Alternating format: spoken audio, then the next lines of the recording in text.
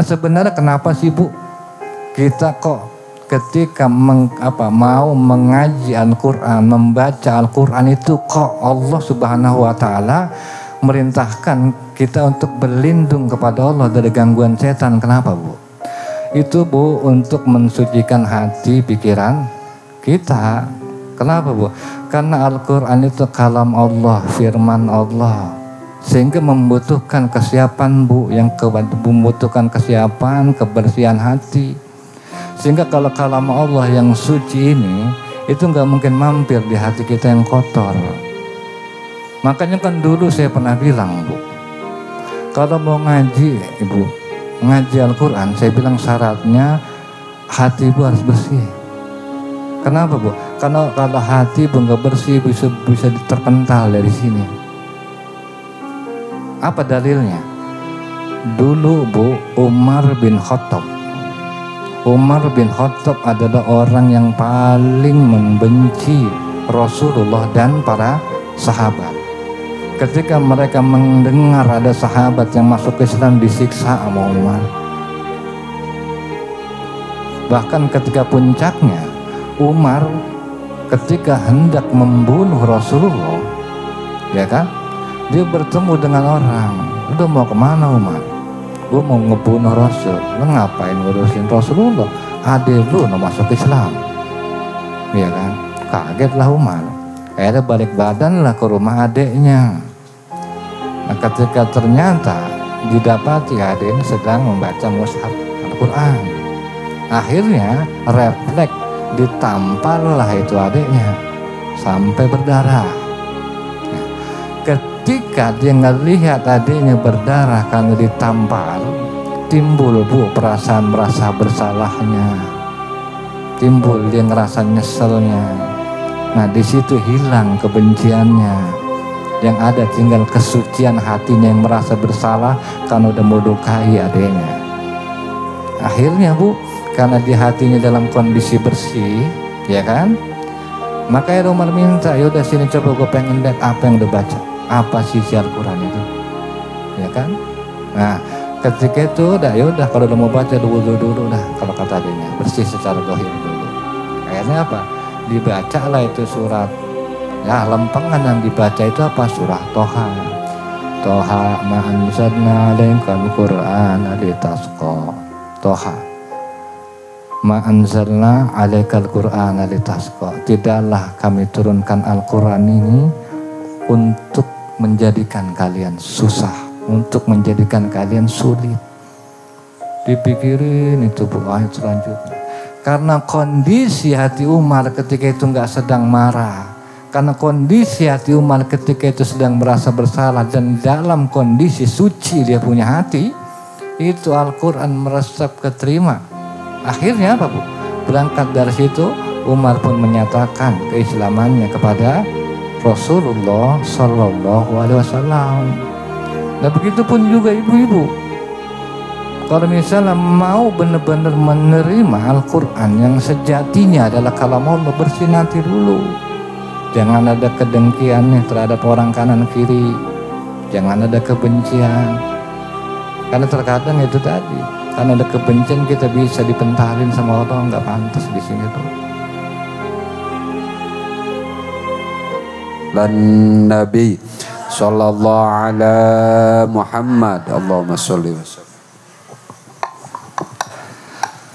Bismillahirrahmanirrahim. Assalamualaikum warahmatullahi wabarakatuh.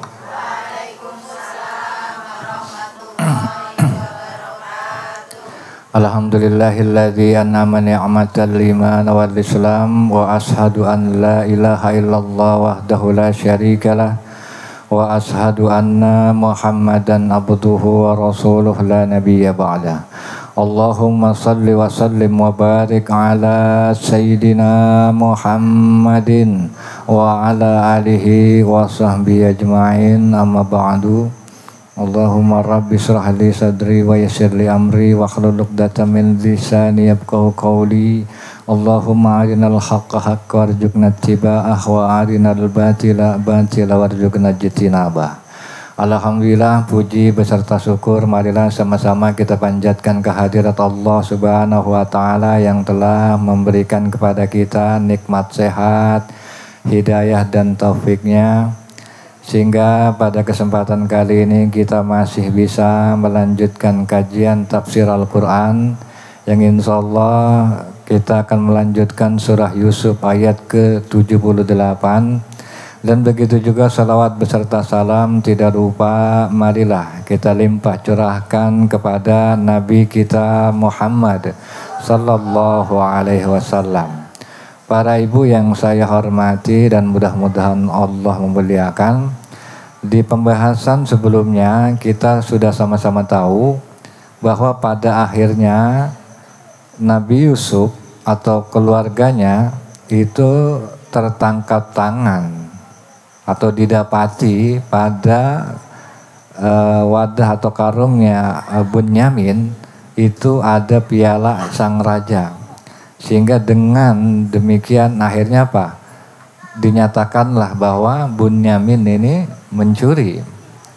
Dan yang menyakitkan di episode sebelumnya itu kan dikatakan ketika Bunyamin ketahuan mencuri, maka saudara Yusuf itu mengatakan apa?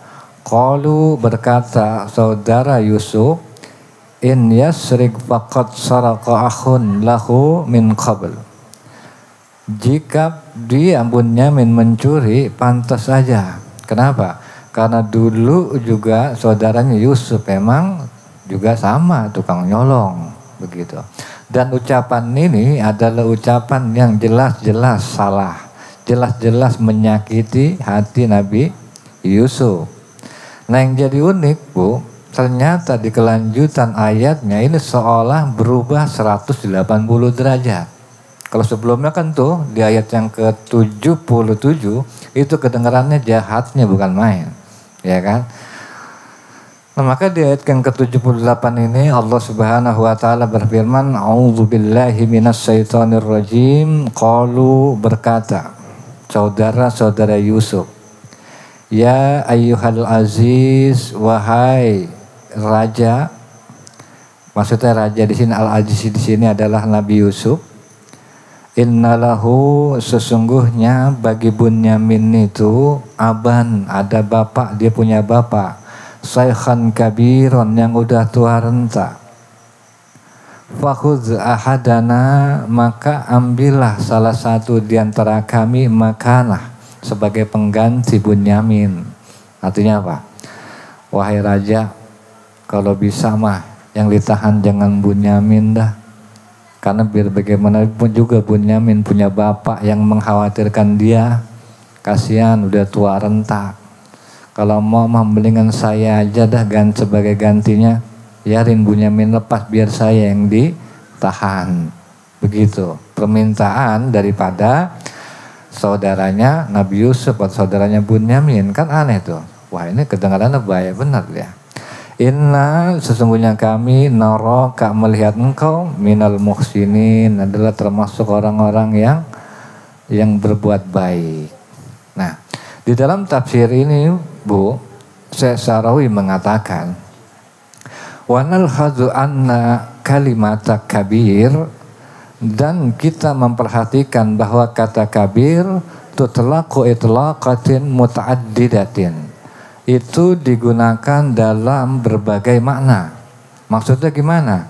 In aradtal kibara fisinni takunu min kabiro yakbaru. Nah kalau misalnya kita menginginkan makna yang dimaksud kabir di sini besar dalam fisinni, dalam masalah usia, maka dia itu berasal dari kata kabiroyak baru. Wa in aradta, tapi jika engkau menginginkan al-kabira fil maqam, yaitu maksudnya besar dalam kedudukan, takulu, maka itu pasti asal katanya kaburoyak buru, yaitu besar. Asal kata kaburoyak buru gitu. Sebagaimana di dalam surah Al-Aqaf itu ada terkait ungkapan ini, yaitu kaburat kalimatan takhruj min afwahihim Iyaquluna illa kadiba, amat besarlah perkataan itu keluar dari mulut mereka, mereka tidak mengatakan sesuatu kecuali dusta. Artinya apa, Bu? Artinya dari ungkapan qalu ya ayyuhal aziz innalahu aban shaykhan kabira, ini memiliki dua makna. Makna yang pertama yaitu apa? Saudara Yusuf berkata, ya ayyuhal aziz, wahai aziz, sesungguhnya Bunyamin ini memiliki ayah yang sudah tua, kasihanilah dia. Atau pengertian yang kedua, sesungguhnya Bunyamin ini punya ayah yang mulia, maka jangan permalukan dia. Maksudnya jangan permalukan Nabi Yakub, bapaknya Nabi Yusuf. Jadi kabir di sini ini memiliki dua makna.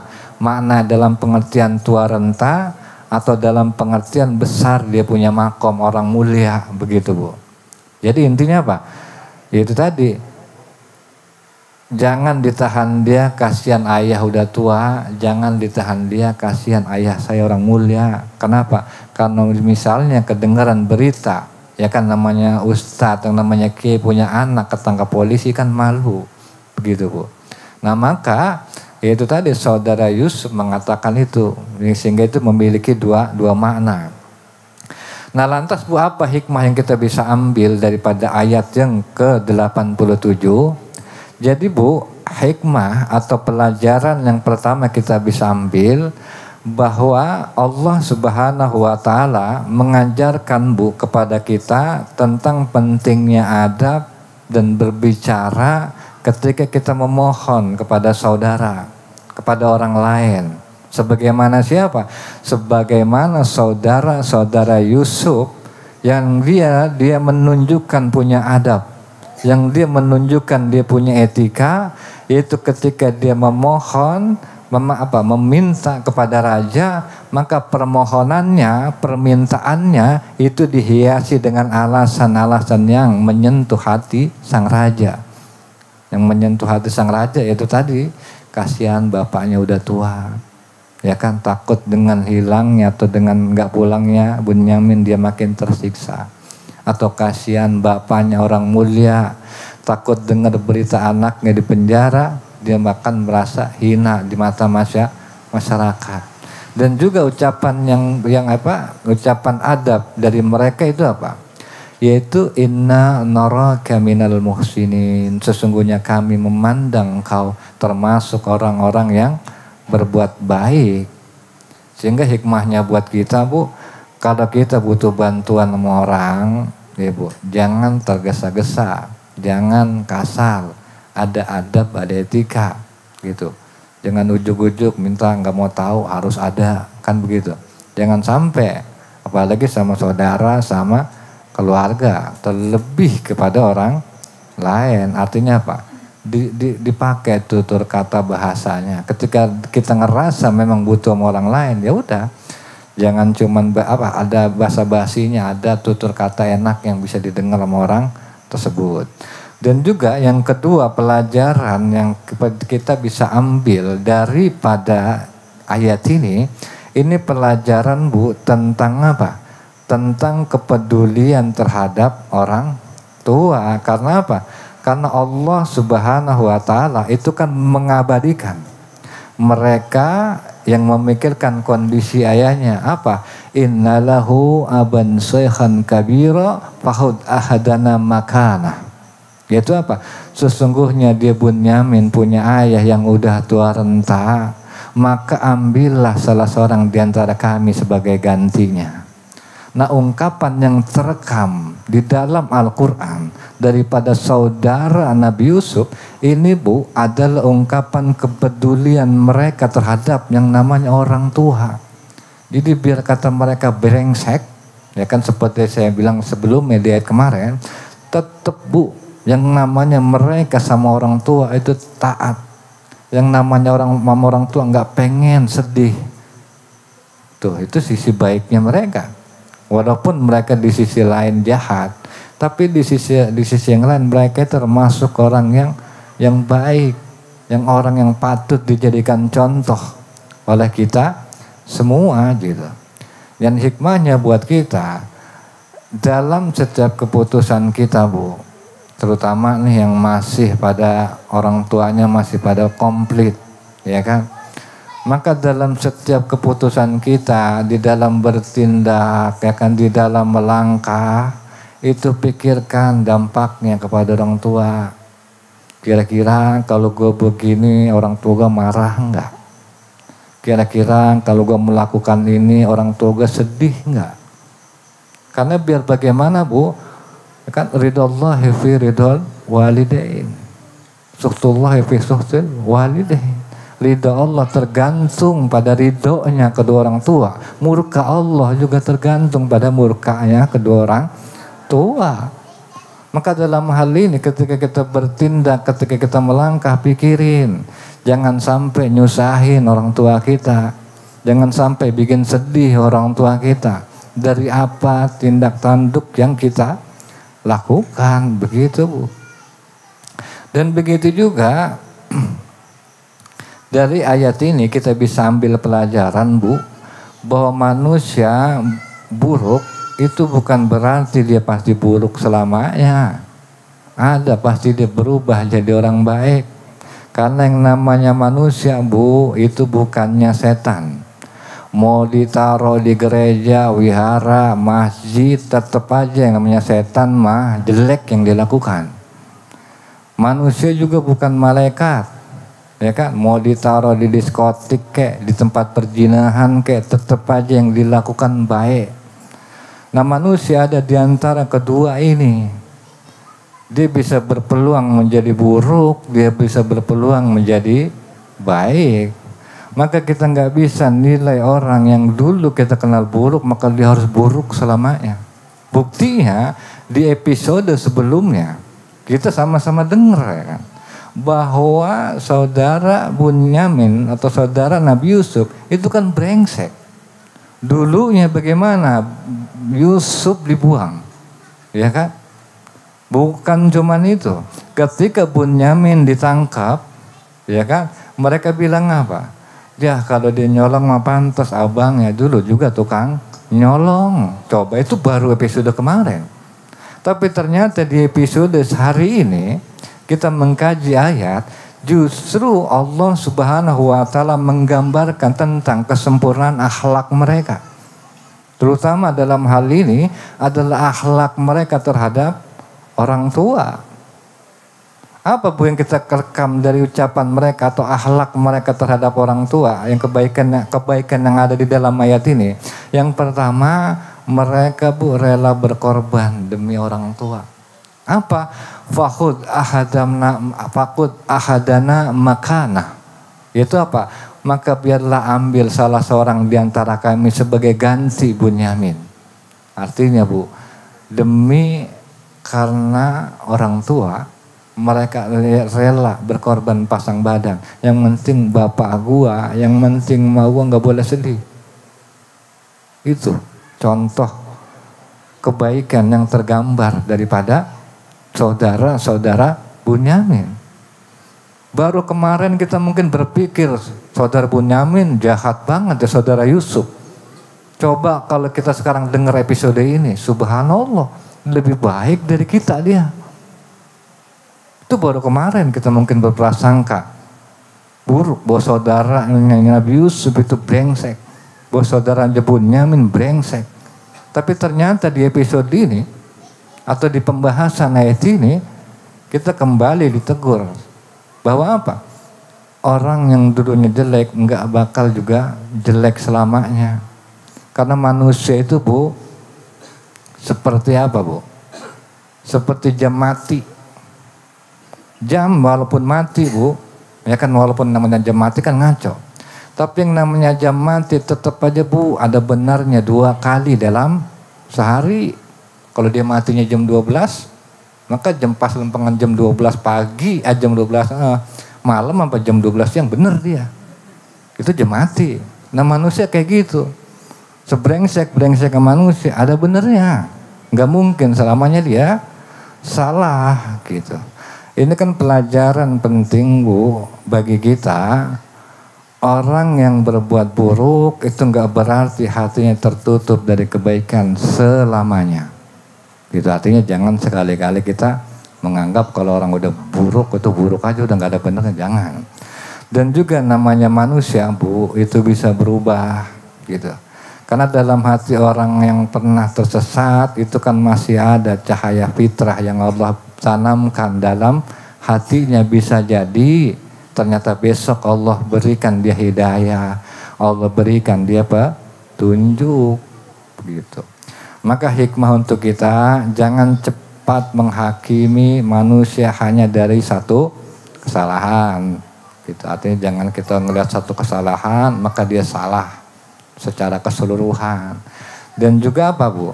Jangan menutup pintu harapan pada orang yang pernah berbuat dosa. Itu artinya walaupun dia udah berbuat dosa, jangan dikecilin. Gitu, kasih dia semangat. Gak apa-apa, besok bisa kok kita berubah jadi lebih baik. Yuk kita berubah sama-sama bareng-bareng. Kan begitu. Gitu. Dan juga kita pun yang pernah berbuat salah itu kan masih punya peluang untuk memperbaiki diri, perilaku kita. Ya salah satunya ya dengan kita ngaji. Ini kan merupakan bentuk ikhtiar kita bahwa kita memang pengen berubah begitu. Dan begitu juga di ayat yang selanjutnya, qala, berkata Nabi Yusuf. Artinya apa, Bu? Nabi Yusuf ini menjawab daripada permintaan daripada saudaranya. Qala ma'adzallah an na'khudha illa man wajadna mata'ana wa inda. Inna idzal zalimun.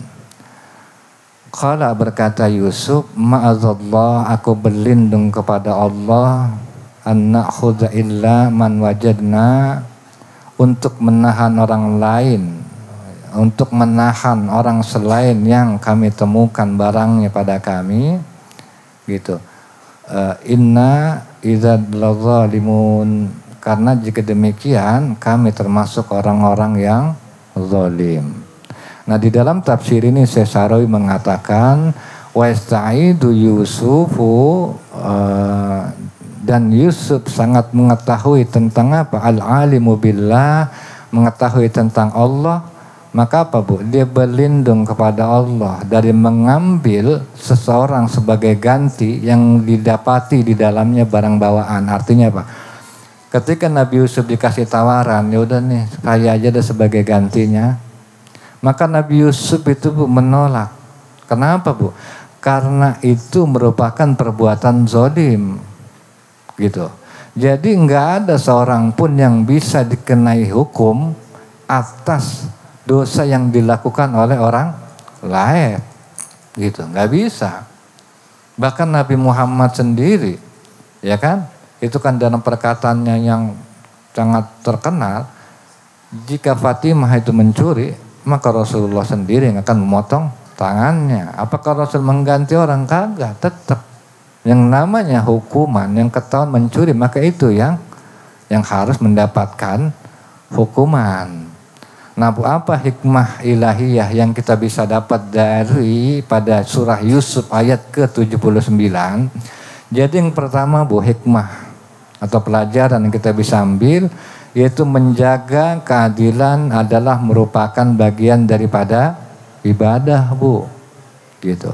Jadi Nabi Yusuf ini, Bu, mengajarkan bahwa yang namanya keadilan itu di atas segala perasaan, bahkan atas cinta dan belas kasih sayang. Ya kalau memang terbukti saudara mencuri, ya udah. Nabi Yusuf jangan dikira, Bu, ketika saudaranya ngomong sesungguhnya dia memiliki bapak yang tua renta, kasihan. Jangan dikira Nabi Yusuf kagak tersentuh, Bu. Sedih juga, dia juga kepikiran. Ya kan, kepikiran takut apa bapaknya makin sakit atau gimana, atau takut bapaknya jadi malu atau bagaimana. Tetap Nabi Yusuf mah kepikiran. Tapi sekali lagi, Bu, hukum ketika harus ditegakkan. Maka dalam hal ini Nabi Yusuf lebih mengutamakan keadilan di atas yang namanya perasaan. Begitu, Bu. Jadi sekali lagi, yang namanya kita di dalam beragama kan kadang kita ada saat dimana kita harus pakai perasaan kita, ada saat juga dimana kita pakai akal kita, gitu. Apalagi kan terkadang yang kita tahu bahwa katanya perempuan lebih mengutamakan perasaannya ketimbang akalnya, atau sebaliknya laki-laki lebih mengutamakan akalnya ketimbang perasaannya. Tapi yang perlu kita sama-sama ketahui, Bu, bahwa di dalam beragama yang harus kita perlu ketahui bahwa setiap kita mau laki-laki mau perempuan kalau misalnya waktunya kita harus menggunakan akal, pakai akal kita. Atau waktunya kita harus menggunakan perasaan kita, pakai Bu perasaan kita. Nah sebenarnya apa Bu batasan-batasan atau situasi kapan kita mesti pakai akal kita, kapan kita mesti pakai perasaan kita. Nah jadi Bu, situasi yang menuntut harus ada dominasi akal atau kita harus pakai akal Bu, itu yang pertama ketika kita memahami ajaran agama, yaitu terkait akidah, terkait hukum, kayak masalah fikih. Kalau masalah fikih nggak bisa pakai perasaan, dalam masalah hukum juga nggak bisa pakai perasaan, maka perlu menggunakan akal. Atau menyelesaikan masalah rumit terkait fikih, ijtihad, atau juga menghindari kesesatan emosional. Maksudnya terkait apa Bu? Terkait cinta buta. Kayak misalnya kayak kita kan zaman dulu kalau cinta sama orang udah nggak pertimbangan dia siapa, bagaimana latar belakangnya, kesehariannya apa. Kenapa Bu? Akhirnya ternyata pas sudah nikah kita baru tahu ternyata brengsek. Lalu itu kenapa itu? Karena dulu kita pakai perasaan gitu, enggak mempertimbangkan akal kita, akhirnya apa? Cerai, akhirnya pisah, akhirnya nyesel, kan begitu. Nah dalam hal terkait cinta ini pun perlu mempertimbangkan dengan pertimbangan akal. Ada juga Bu situasi yang memang kita membutuhkan perasaan atau kolbu kita. Kapan Bu? Yaitu apa?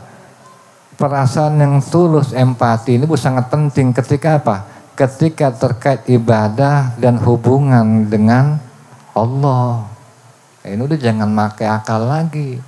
Ketika kita haji, ya kan, kalau kita pakai akal kita sayang amat duit gua, keluar jutaan kan gitu. Cuma buat pergi ke Mekah Madinah, kalau pakai akal mah iya. Tapi dalam hal ini pakai kolbu kita, pakai perasaan kita. Ketika kita sodako, ya kan, ketika kita berbagi, udah jangan pakai akal itu, tapi pakai perasaan kita, gitu Bu. Ya pokoknya terkait interaksi sosial kita kepada masyarakat, gitu. Dan juga pengambilan keputusan yang terkait masalah moral lah, terkait masalah kasih sayang terhadap sesama. Nah Bu juga pelajaran selanjutnya ketika harus memimpin, maka kita memimpin harus dengan apa Bu? Berprinsip sebagaimana Nabi Yusuf. Kalau Nabi Yusuf udah bilang bahwa yang benar begini, ya begini, nggak bisa diubah, gitu.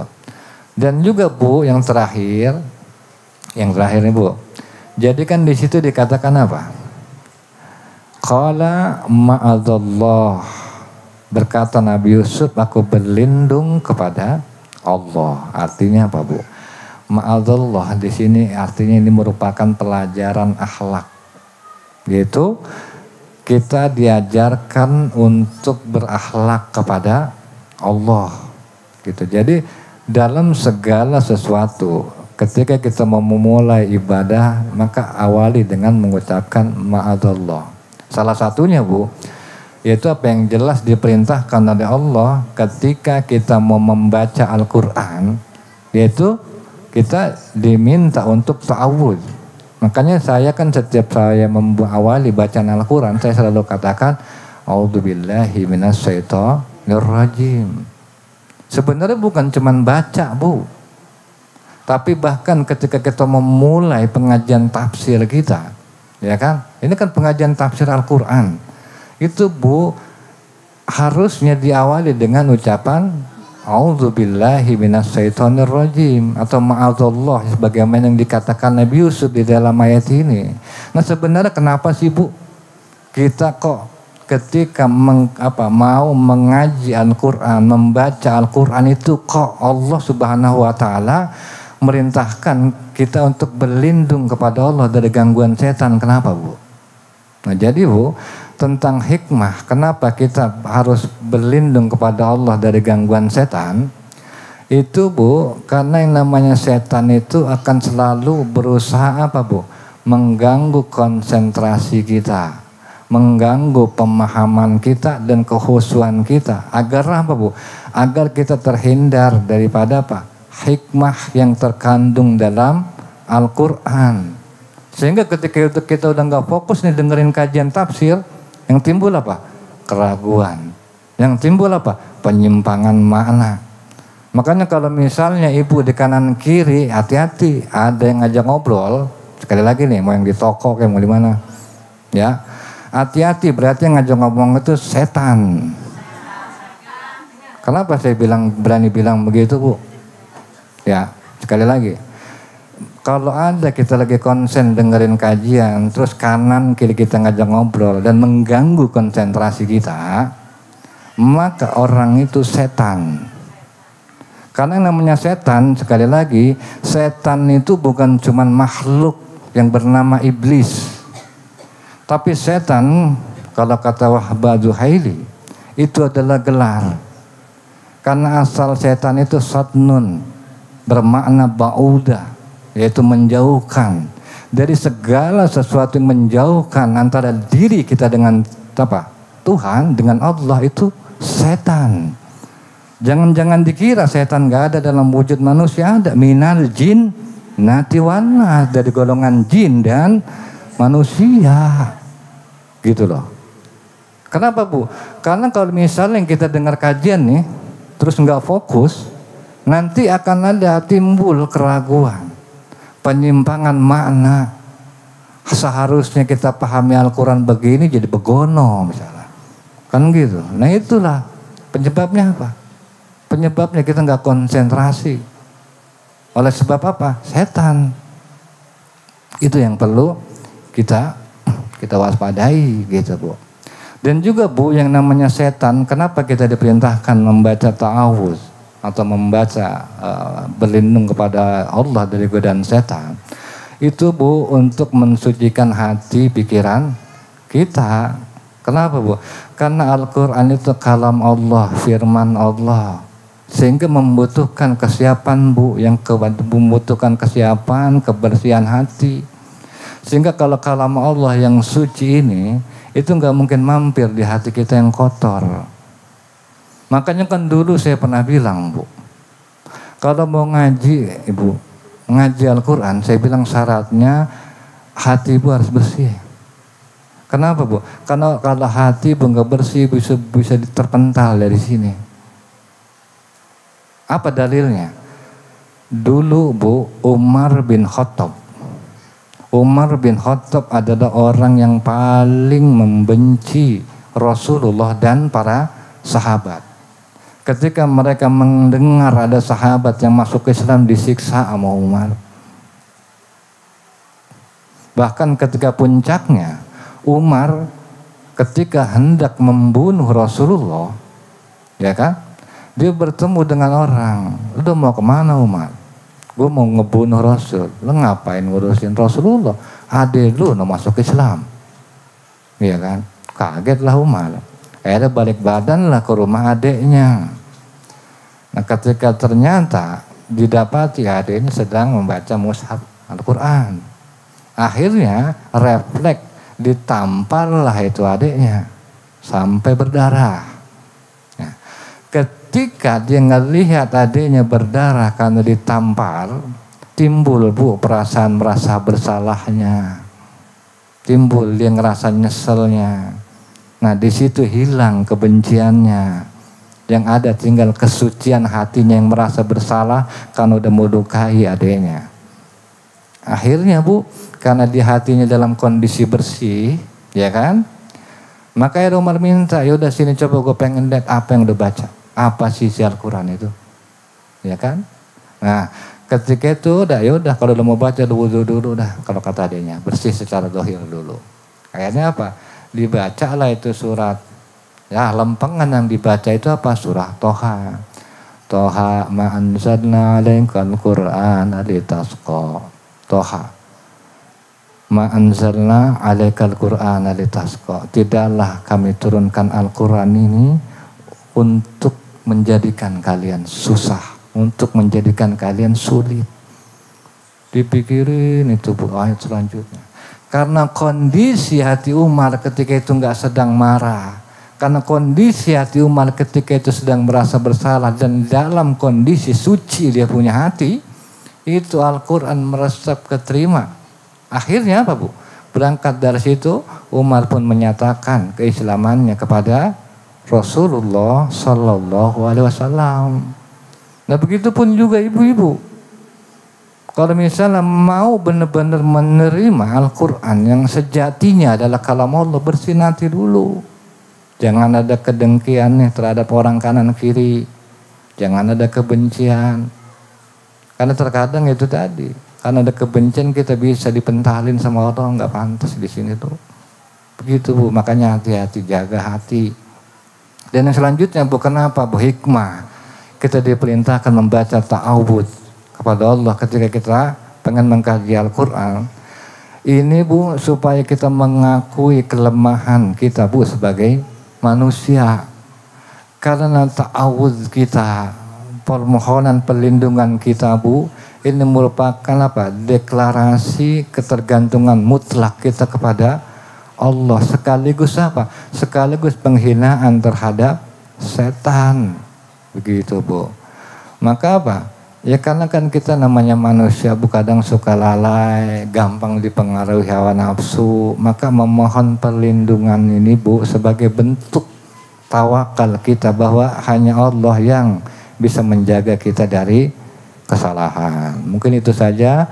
Insya Allah nanti akan sedikit diulas oleh Ustaz Abdul Hamid. Kepada beliau saya persilakan. Akhirul kalam. Wassalamualaikum warahmatullahi wabarakatuh.